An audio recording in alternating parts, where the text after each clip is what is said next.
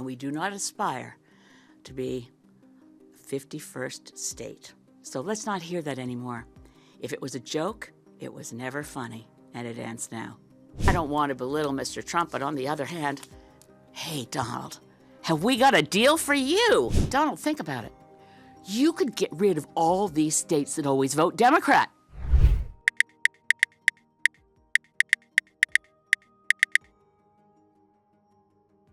Mr. Trump, please, before making public pronouncements that Wayne Gretzky should run for prime minister, give yourself or get yourself a briefing on the nature of parliamentary democracy, a Westminster parliamentary system, and a constitutional monarchy where no one runs for prime minister. We have elections for members of parliament. We don't get to pick and choose among our billionaire friends for who gets a seat at the cabinet table. If they're not an elected member of parliament, well, Canadian system is different from that of the United States of America. I suggest that Mr. Trump find one of his grandchildren's school books and look at the year 1776, which may explain a few things to him about why our systems of government are different. I don't want to belittle Mr. Trump, but on the other hand, hey, Donald, have we got a deal for you?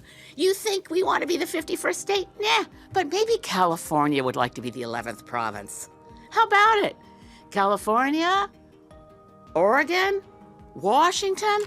You've got geography in common with us. And not only that, we've already got a carbon trading system between California and Quebec. We've got some strong alliances on our west coast from British Columbia. There's been a lot of academic papers on the idea of Cascadia. So California, Governor Newsom, and Washington State, Jay Inslee, and newly elected Governor of Oregon, Tina Kotek. How about it? Want to put a referendum to your citizens? Because this is what you deal. Have we got a deal for you? This is what you get. Free health care.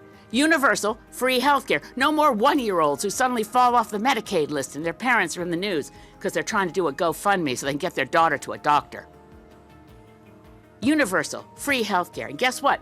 Those gun laws that your Congress is too afraid to pass because of the national gun lobby, we already got our strict gun laws. That's why we have the safest streets around the world, or at least in the United States, by the way, the most recent stats, 5.9 out of every 100,000 people is killed in a fatal gun incident versus 0.88 per 100,000 in Canada. That's because we have strict gun laws.